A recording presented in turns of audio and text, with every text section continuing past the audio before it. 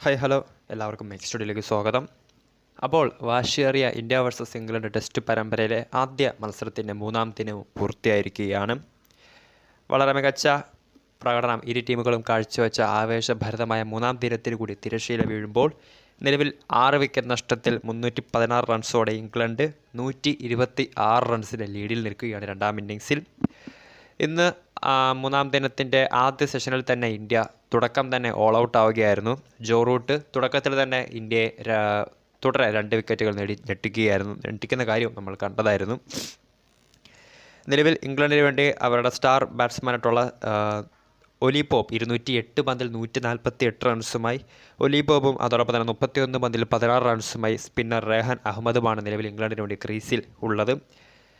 ഇന്ത്യക്ക് വേണ്ടി രവിചന്ദ്രൻ അശ്വിൻ 93 റൺസ് വഴങ്ങി 2 വിക്കറ്റും രവീന്ദ്ര ജഡേജ 1 വിക്കറ്റും നേടിയിട്ടുണ്ട്.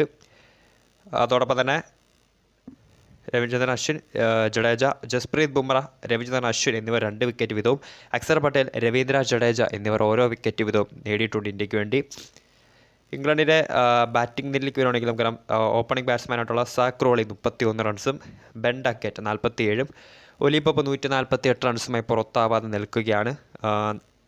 ജോ Root, Jonny Bairstow, Ben Stokes എന്നിവർ പാടെ നിരാശപ്പെടുത്തി. Ben Foakes, wicket keeper batsman Ben Foakes 34 റൺസും എടുത്തിരുന്നു. സോ അങ്ങനെ മൂന്നാം ദിനം ഇംഗ്ലണ്ട് 126 റൺസിൽ ലീഡ്, 4 വിക്കറ്റ് മാത്രം ശേഷിക്കാൻ 126 റൺസിൽ ലീഡിലാണ് അതിഥികൾ. ഇന്ത്യയുടെ ഫസ്റ്റ് ഇന്നിങ്സിലേക്ക് വരുവാണെങ്കിൽ നമുക്കറിയാം ഇന്നലെ വളരെ മികച്ച രീതിയിൽ തന്നെ ബാറ്റ് ചെയ്തുകൊണ്ടിരുന്നത് രവീന്ദ്ര ജഡേജ തുടങ്ങിയ താരങ്ങൾ ഇന്ന് തുടക്കത്തിൽ തന്നെ വിക്കറ്റ് ആവുന്ന കാഴ്ച നമ്മൾ കണ്ടതാണ്. രവീന്ദ്ര ജഡേജ 87 റൺസ് എടുത്ത് പുറത്തായി. അതോടൊപ്പം തന്നെ അക്സർ പട്ടേൽ 44 റൺസിന് ഇന്ന് പുറത്തായിരുന്നു.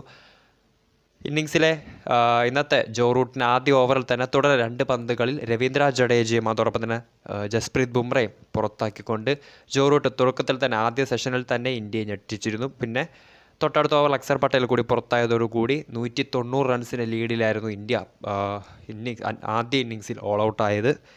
സോ അങ്ങനെ നിലവിൽ മൂന്നാം ദിനവും കളി അവസാനിക്കുമ്പോൾ ഇംഗ്ലണ്ട് 126 റൺസിൻ്റെ ലീഡിലാണ്. നാളെ ഒരുപക്ഷെ തുടക്കത്തിൽ തന്നെ വിക്കറ്റുകൾ വീഴ്ത്തി ഇന്ത്യ ഇംഗ്ലണ്ടിനെ ഞെട്ടിക്കുമായിരിക്കും. ഇന്ന് കാത്തിരുന്ന് തന്നെ കാണാം.